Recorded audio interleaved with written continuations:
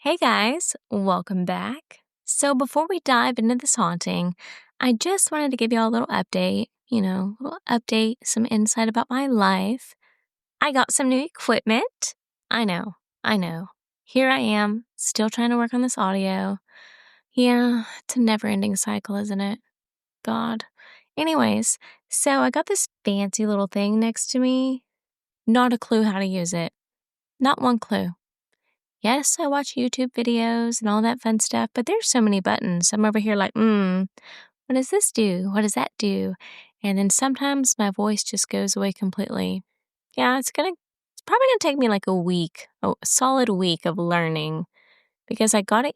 I don't know when I got it, but I played with it yesterday and then now here I am recording. So let's hope this goes well. And my friend is bringing me a camera and an extra mic. So, you know what that means? That means we're going to start making like little mini segments on camera. Because I cannot record these entire things because I'm awkward, I'm random. I'm going to get distracted. I'm a mom, so my kids are going to run in here and be like, "Mom," as soon as I'm into the good part. Yeah, they're going to do that. I know they are. They love watching me try to do anything on camera. So yeah, they would jump in. Also, random. Most of you know I work full time and I have 2 girls. And it is summertime. So we all know what that means. If you have kids, that food bill is high and the sleepovers have begun. I swear it's never ending. Last week, it was like a solid week of spare kids at the house.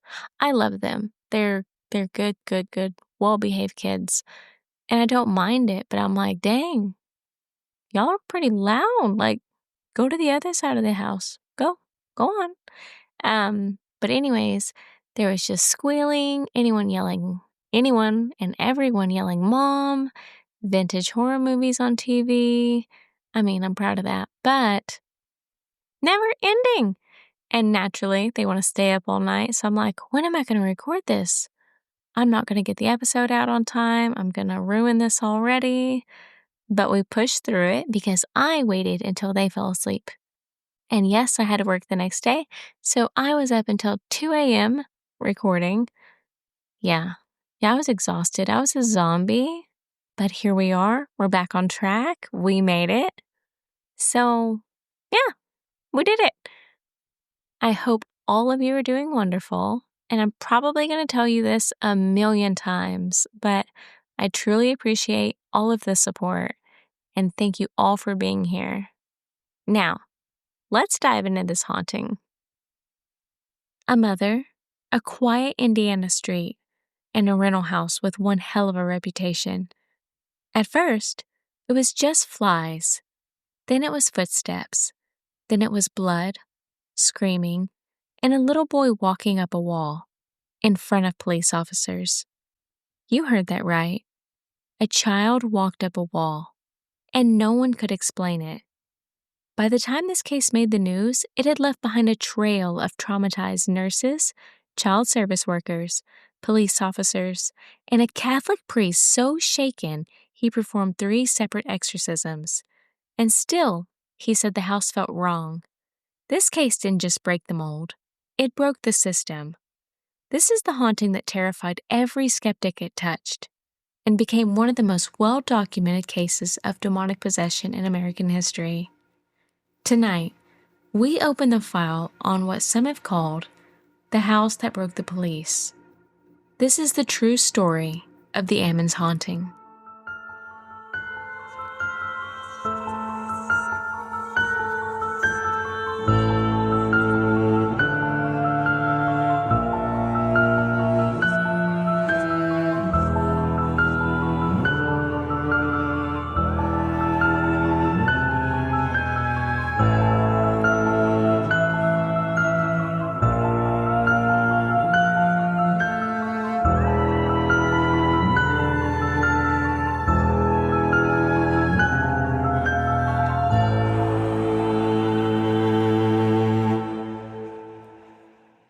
Welcome back to Glow in the Dark.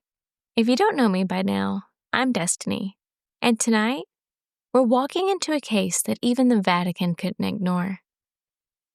It started November 2011. LaToya Ammons, her mother Rosa Campbell, and LaToya's 3 children, 2 boys and a girl, moved into a small beige rental house on Carolina Street in Gary, Indiana.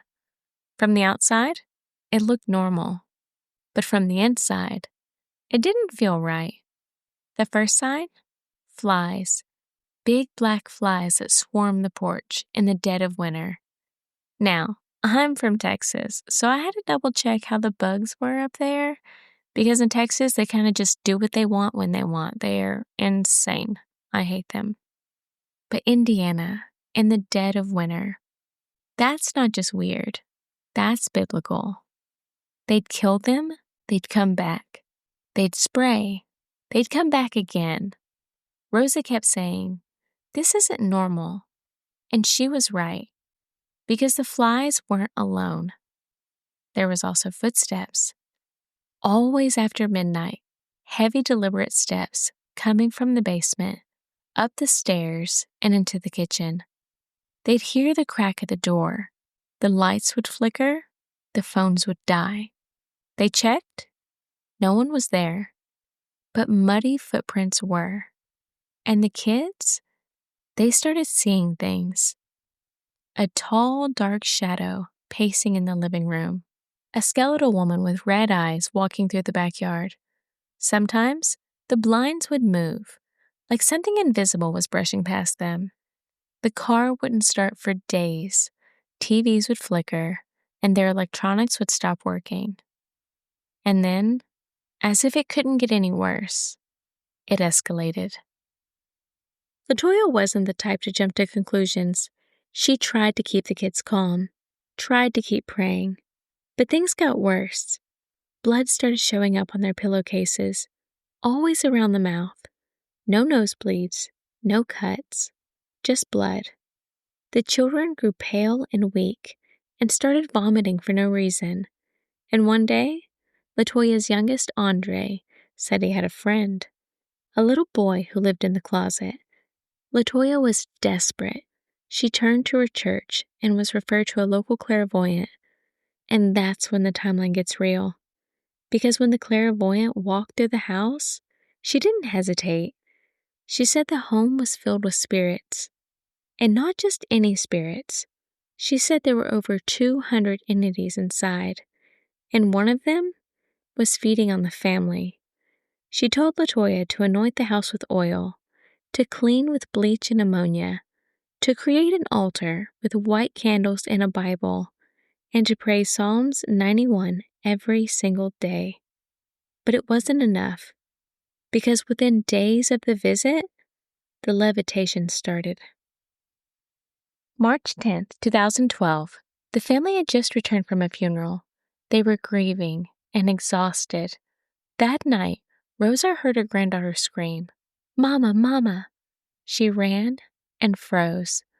LaToya's 12-year-old daughter was floating above the bed, arms outstretched, eyes closed, unconscious. Everyone panicked. Rosa grabbed a Bible. The family circled around, praying out loud, desperate. They watched helplessly as the child drifted back down like nothing had happened. Later, LaToya described what she saw. She raised up off the bed, and the demon snatched her off. We had to pull her back from something we couldn't even see.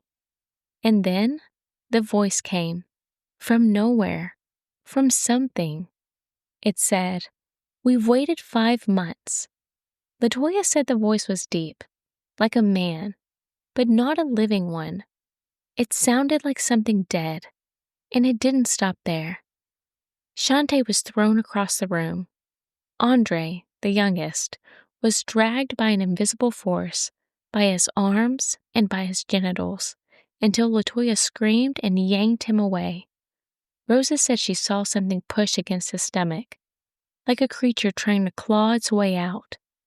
Then, Shantae was hurled, slammed into the fridge. And LaToya? She said she saw glowing red eyes, in the closet, just watching. They had reached the edge. And somehow, the worst was still ahead. In April 2012, the family went to the doctor. They were exhausted, overwhelmed, and desperate for help. But what happened in that office changed everything. A nurse witnessed one of the boys being lifted and thrown across the room by an unseen force. Another child growled at the staff in a voice that didn't sound human. He began speaking in tongues and then passed out. The hospital called Child Protective Services, and that's when the caseworker, Valerie Washington, entered the picture.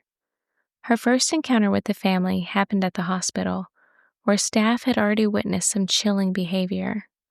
The youngest boy had screamed, "It's time to die," and then threw himself into a wall, only to calm down instantly, as if nothing happened. He showed no signs of injury, and he didn't remember any of it. That same day, a registered nurse documented another terrifying event. One of the children walked backwards up the hospital exam room wall, feet flat against the surface, then flipped over his grandmother. Valerie Washington was there, so was the nurse, and multiple staff. When a reporter later asked LaToya how the hospital staff reacted, she said, "They took off. They ran." The doctor from the psych ward said, "No human can do what that little boy just did." No one could explain it, and none of them ever forgot it. Okay, we're going to take a break for a minute because I'm just curious. What would you do in that situation if you're the mom and or the dad, okay, we're not being biased, the mom or the dad, and you experience your children going through this? Your kids are walking up walls, your kids are levitating. What do you do? I don't know.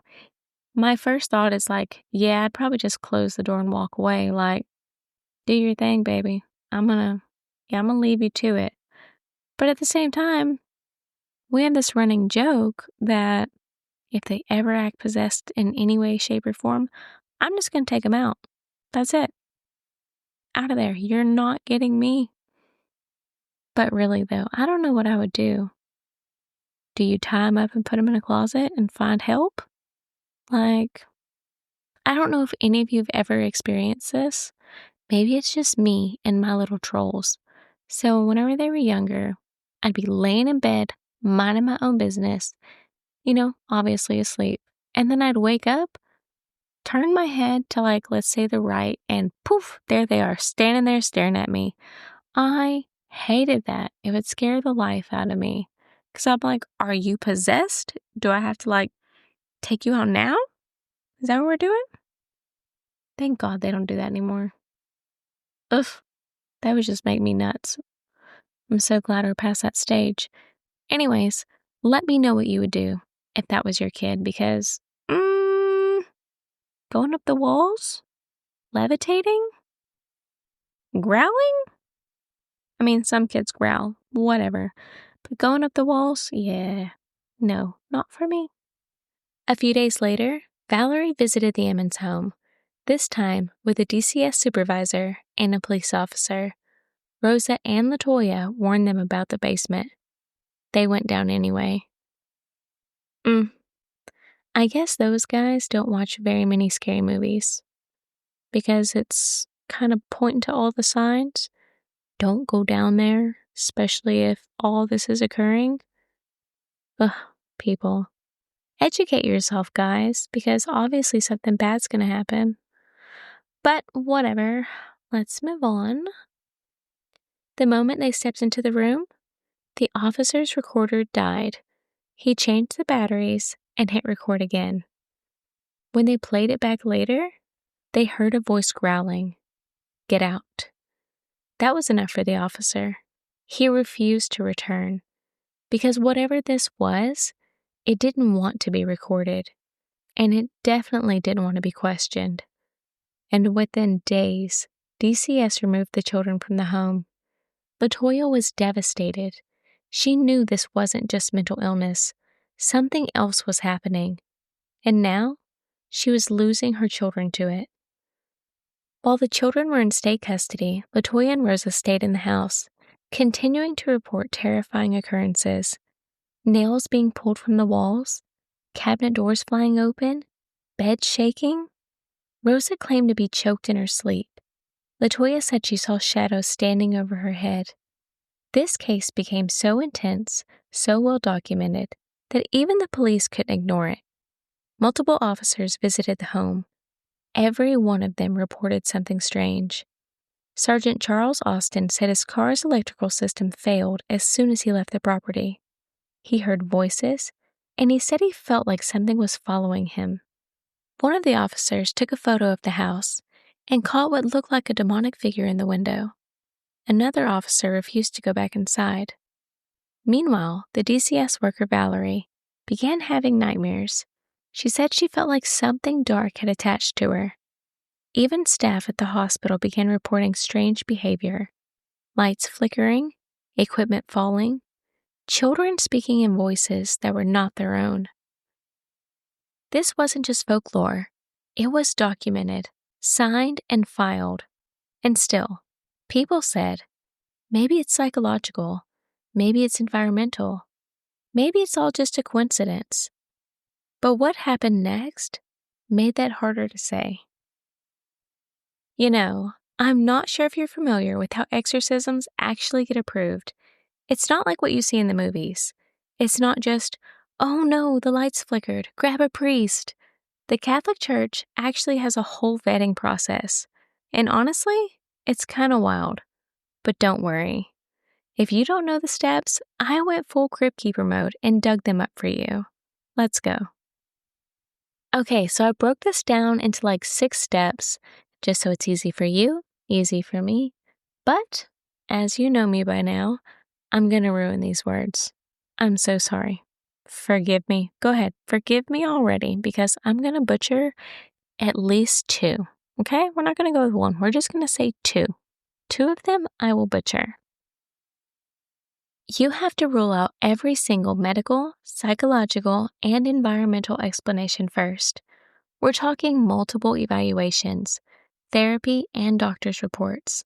Before a priest is even allowed to say the word possession, you have to go through these 6 steps. Number 1, clinical assessments. Doctors must confirm that no neurological or psychological illness explains the behavior. 2, psychiatric evaluation. The church requires proof that mental health disorders like schizophrenia or dissociative identity disorders are not present.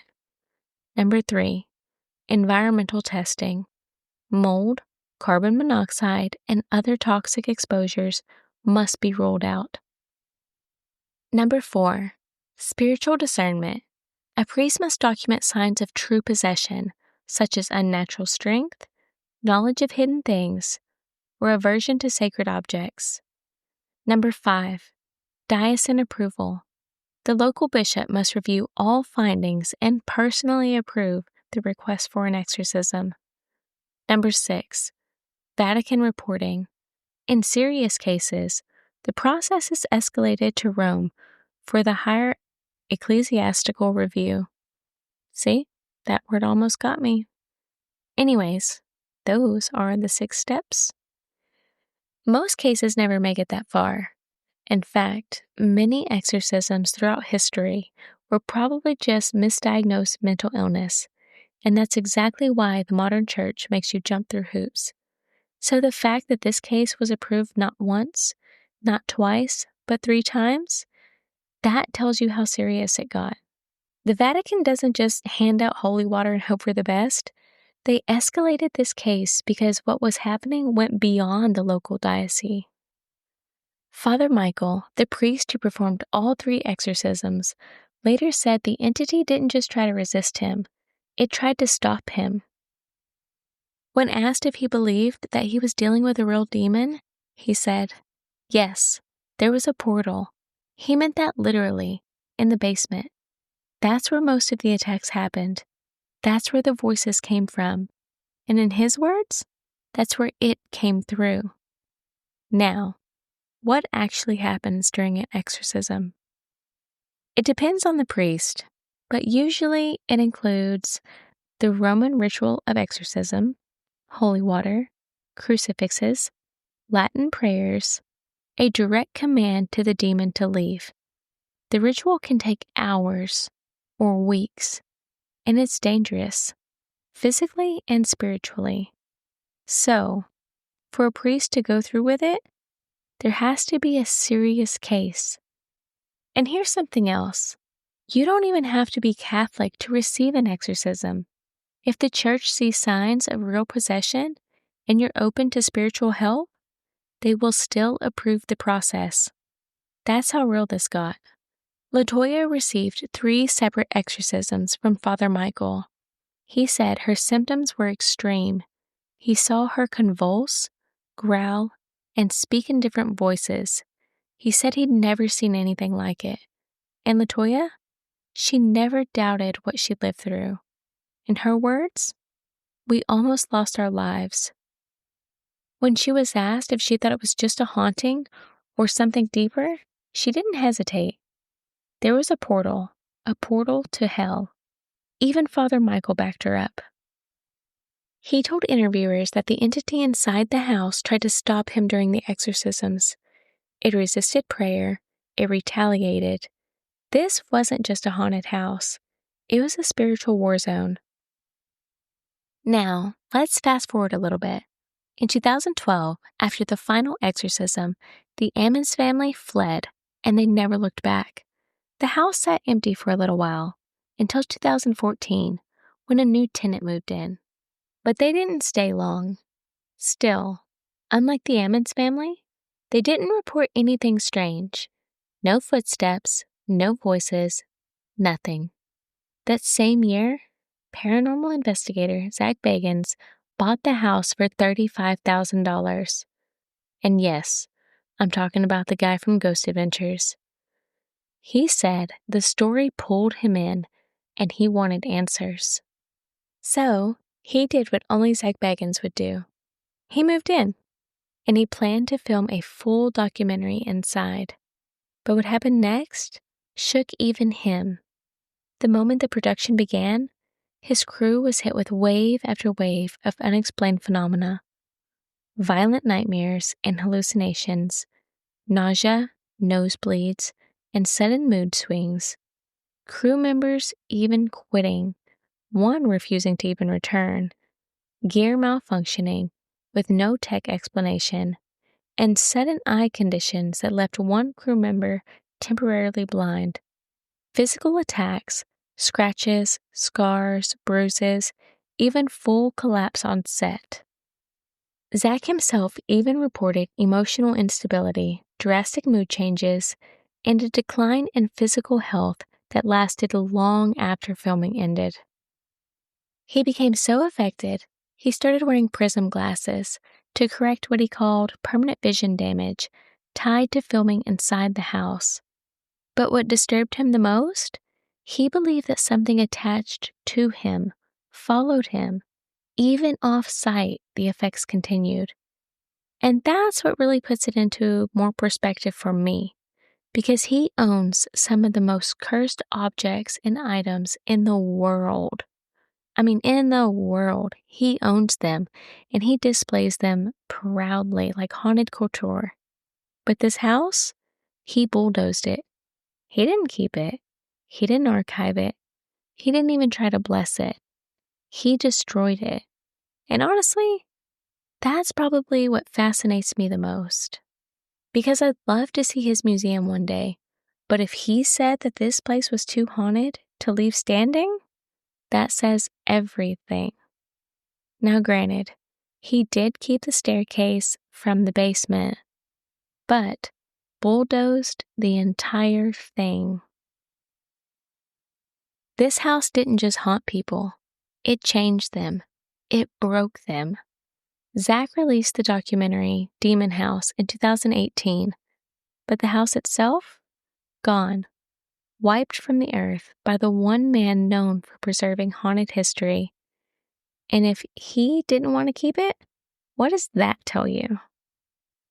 After the final exorcism and the demolition, LaToya and her children started over. They moved into a new home. No more attacks, no more sightings, no more levitations. They never went public again, except for a few carefully chosen interviews. They just asked for privacy. And honestly, they deserved it. Years later, LaToya still stands by every word. "We almost lost our lives," she said. "I don't believe someone would make up a story like this. Because what we went through, whether you believe it was supernatural or psychological, was real to them. And it left a scar on everyone who touched it." You know, people always ask, what is possession really? Is it a demon? A mental break? A trauma response? A metaphor for grief? Possession doesn't always look like pea soup and spinning heads. Sometimes it's slow, subtle, starts with flies and ends with a priest and a bulldozer. Maybe it's all of those. Maybe it's none. But in this case, it took priests, police, doctors, social workers, cameras, and still, no one could explain it. Possession doesn't always scream. Sometimes it whispers, feeds on grief, clings to fear, and waits until you're too tired to fight back. So maybe it wasn't about belief. Maybe it was about boundaries and what happens when something crosses them. Because some houses don't just hold memories, they hold things that feed on you. And when they're full, they open the door. Thank you for walking in the dark with me tonight. And you know what? This was our first exorcism/possession case. What did y'all think? Other than the audio mix-ups, that's my fault. That's my fault completely. I should not play with new toys when I'm ready to record. Definitely need some more practice. I gotta figure this nifty little thing out. But yeah, other than that, I hope you loved it. Don't forget, new episodes drop every Thursday, and bonus episodes that we call Dark Files drop randomly on Mondays. And as always, if there's something that you want to hear, something specific, just message me, leave a comment. I always read them. I always respond. I know I work a full-time job, but I will always get back to you. And if you'll do me a favor, leave a review, follow or subscribe, and listen wherever you get your podcast, I would truly appreciate it. It helps more than you know. So, until next time, check your basement, because the dark doesn't always knock. It moves in. Stay radiant, even in the dark.